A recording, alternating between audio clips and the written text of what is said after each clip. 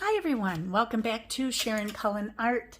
Today is Tiny Tuesday tutorial day and I have had so many requests. Today I'm going to do a mixture of fall and winter and a mountain scene. Hopefully you guys will like it. Let's go ahead and get started. Now what I'm going to do is in the upper third I want to put in some mountains. Not all the way to the top of the sky, but just do whatever you want. I like to make them a little bit jagged.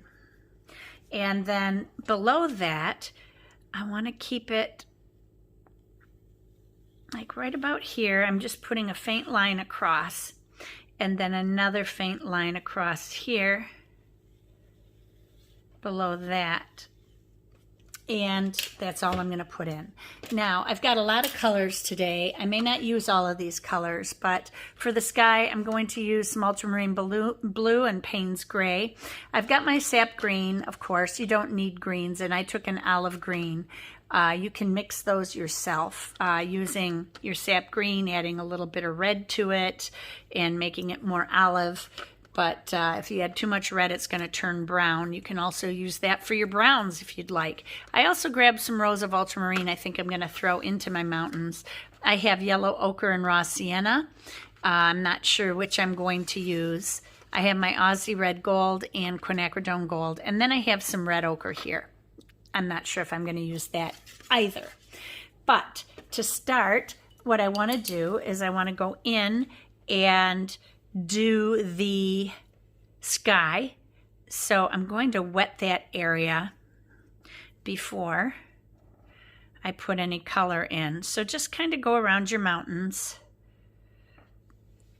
There's not much space there anyway. I made a painting similar to this that was a lot bigger. I don't know, it might have been 7 by 10. It wasn't much, it wasn't big, but it was bigger than this little piece of paper I have cut here. And I think I have this cut at 4.5 or 5 inches by 4. So it's a little bit bigger than my other ones, but it's kind of hard to do this much that I'm going to have going on in such a small area. Now I've got my palette here. I'm just going to mix a little bit of Payne's gray. That gets pretty strong. And then I want to add some ultramarine blue, and I'm going to take that blue across the top and just kind of skip it along here, and then my gray.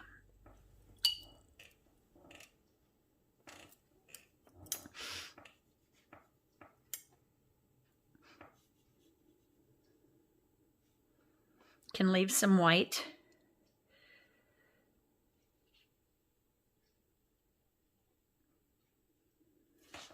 And then what I want to do is take a little bit of yellow ochre and I'm going to kind of mix my yellow ochre with some Payne's gray. It's going to get a little green for me because I use Payne's blue gray, but I just want to use that in the base of my clouds. Just like that. Okay, and that's all I'm going to do. Now it looks like I'm going to lose a little bit of my white, so I'm just going to pull it back a little bit to keep some of my white in there.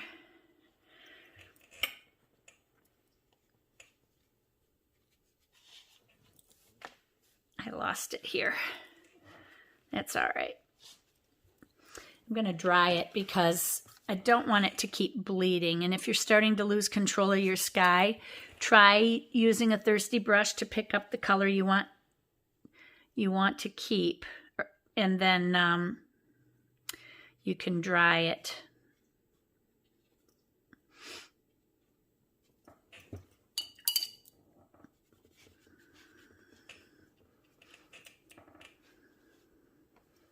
There we go. That's better. Now I'm just going to give it a little dry here. It doesn't have to be all the way dry, just a little bit.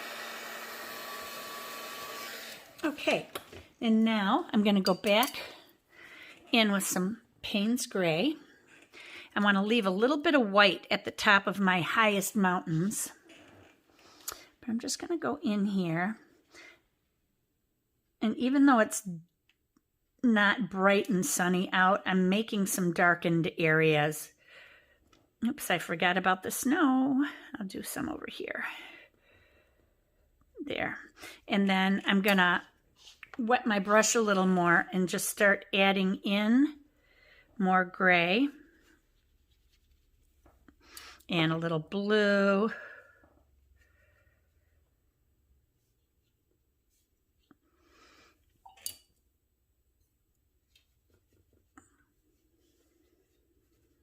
Want to keep this nice and wet. Don't let it dry. Taking it all the way across the bottom here. A little more of my blue. I just want to drop color in here and there.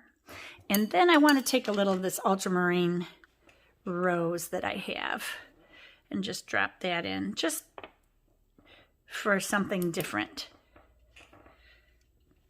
But I'm going to take my yellow ochre, and I want to add some of that in as well. Just for interest in the mountains so that they're not all the same color, you know what I mean? Keeping that wet here. I'm going to go ahead in with a little bit of my olive green on the bottom.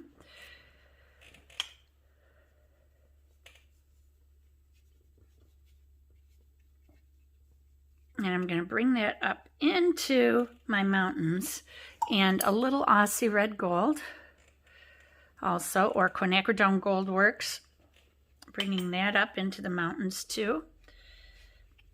And then grab a paper towel or whatever. I have a cotton towel, and I'm going to go across the center area, and I'm going to dab and pull up some of this color. Just like that. That's all you got to do. Now I lost a little on the bottom because I'm using a big towel here. So I'm going to add a little bit of my green back in. And some of my Aussie again. Back in here. But now we've got our cloudy area across there. And I was going to add some salt to my mountains just for some texture. I don't know if they're wet enough to continue doing that. I think I want to drop in a little more color. Not a lot, just a little bit. Because we're going to have pine trees in here too, and I want to be able to see them. So up above where the cloud cover is, I just wanted to get some color in there.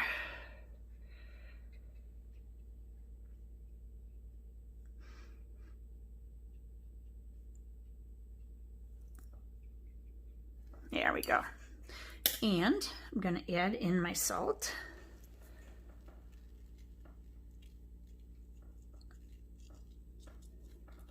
We'll be using either gouache, white gouache, or some of, if you have this Dr. P.H. Martin's Bleed Proof White, this is actually stronger than any white you'll find on the market. If you want to get a good white, that's the one to get. Okay, now we're going to go down toward the bottom, and I'm just going to take a thirsty brush across here. My color got into the area I didn't want it to get to. There we go, that's better.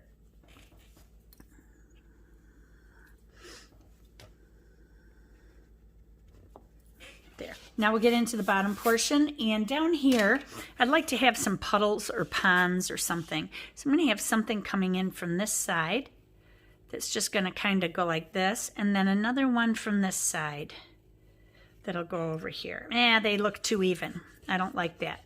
Let's put this one in the center. Okay, now we're going to go ahead with the same colors that we used in the sky, some ultramarine blue, and paint that area in.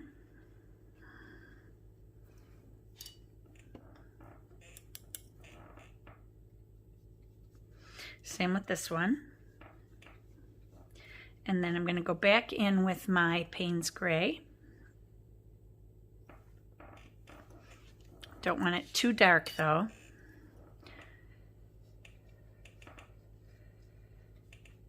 go. And that's all there is to that.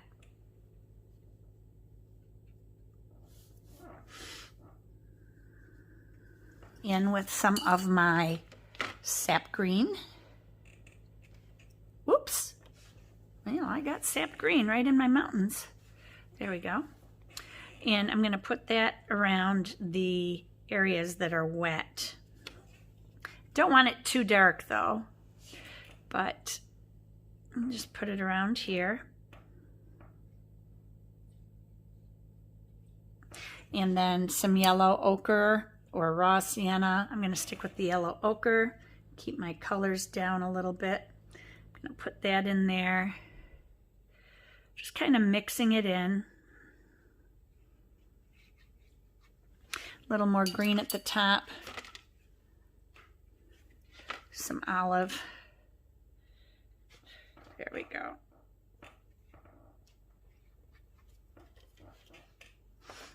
I want to delineate this though, so I'm just going to put some other green there. There we go. Okay, and now we will go ahead and let all of that dry. I think I want to go back in though and make this a little bit darker up here because it's too faded with the clouds. I want it to be more dramatic.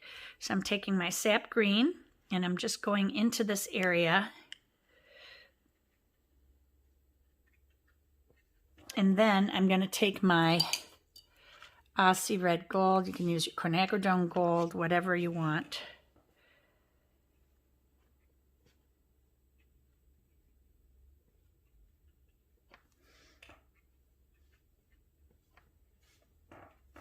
Okay, and that's all I'm going to do there.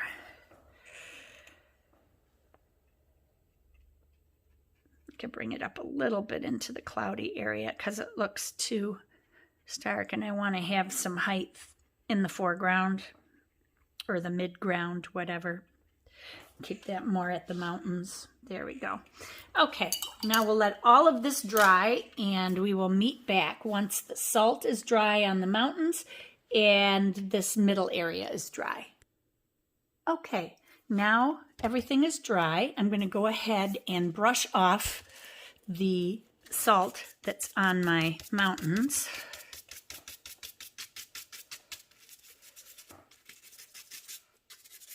Make sure you get it all scrubbed off of there. Sometimes it sticks pretty good.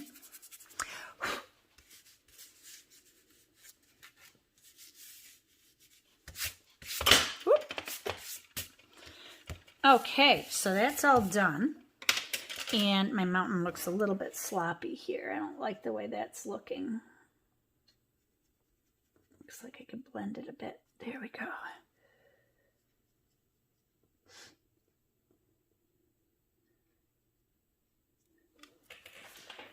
All right, now we're going to go into this bottom area and we're going to add some grasses in. I want to actually add some more green for bushes down in the front here. And I think I'm going to use some of that red ochre to liven up the red a little bit. Let's see. It looks more orange, but that's okay. I like it.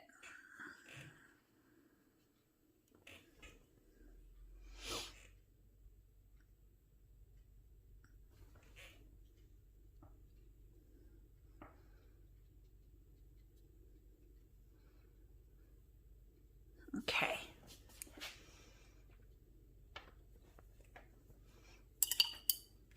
And we'll take some of this green. I'm going to get a finer brush here. Just get a nice pointed brush. I'm going to use this new one that I got from Shelly. And this is the Alvaro Castanet needle brush by Neef. Alvaro Castanet has his own brushes, his own line of brushes. So, okay, I'm going to take some sap green and get it down on my palette here. There we go. And then, I'm just going to add some grass. I want some detail.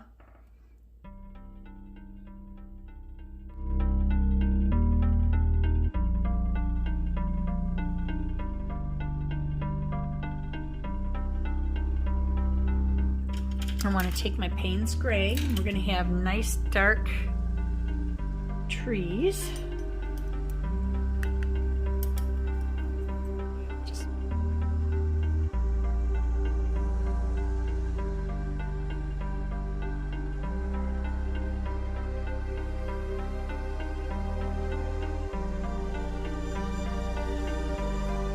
Keep it with 3 trees, I think.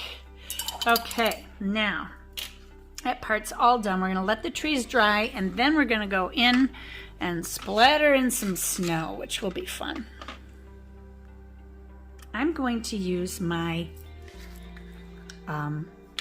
bleed proof white. It's starting to get real low, and up top you can see how crunchy it gets. It does reconstitute though, so I'm just going to put some on my palette so that I have something to dip into.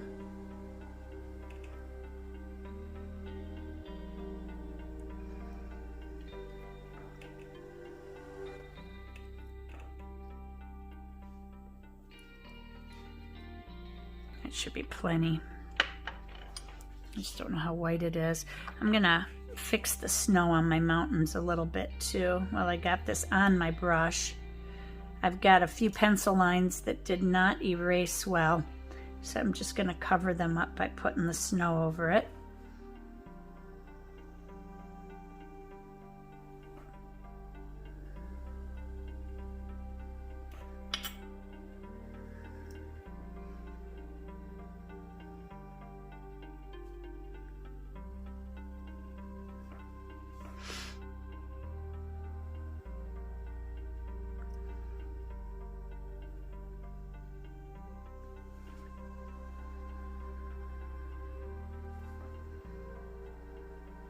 See, this stuff is so opaque, you can go in anywhere and just put lines of snow. I'm going to make some peaks down low so that the snow is resting in these mountains. Like right here where this color changes, this valley, and then this looks like a peak here. This looks like a peak here.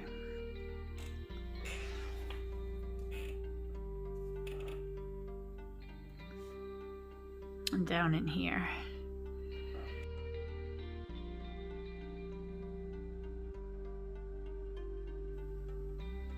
And taking the yellow ochre and putting it in the sky like I did has really allowed the white to pop forward.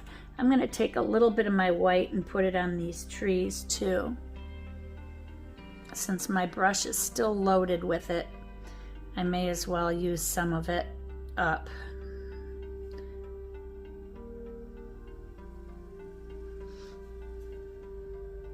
And the person that was asking for fall landscapes, actually there were a few of you. I'm going to do more fall landscapes.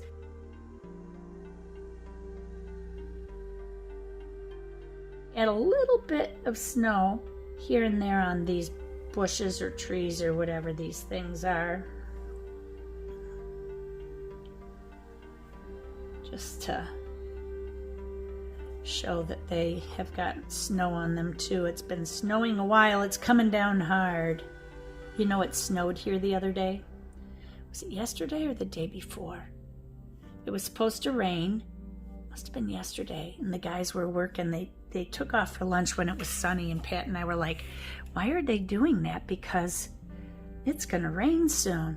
Well, it spit for a couple seconds, and then all of a sudden it turned to snow, and I'm like, those raindrops aren't coming down forcefully enough. And I'm like, that's not rain, that's snow, oh my gosh. I'm also going to put some streaks on this water like it's freezing. You can even whiten the edges. You know how water freezes on the edges of a lake first before it gets to the deep part in the center? You can do that, and just make sure you're not going behind your grass, because that will look funny. I'm trying to go in between. I should have thought of this beforehand, but that's okay.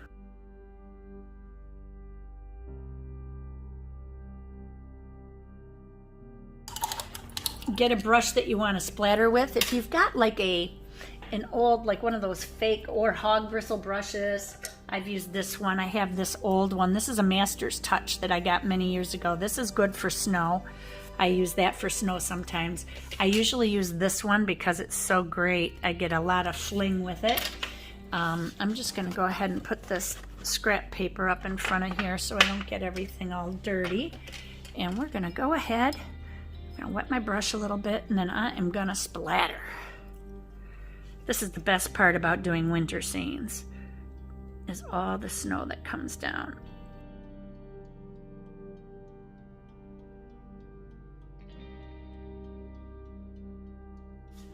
I'm gonna take my script liner again, and where those grasses are, I just want to add some white grass too. So it looks like they got filled with grass. I think that looks cool, or the grass is frozen and frosty. That got a little too tall.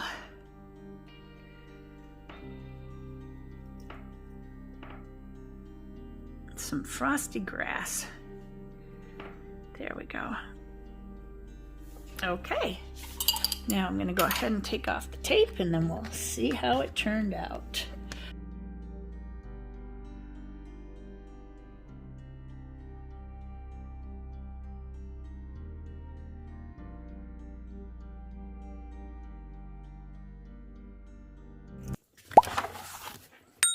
And that is your Tiny Tuesday tutorial. I hope you guys enjoyed it. Remember, be courageous, paint with wild abandon, and most of all, be kind to each other.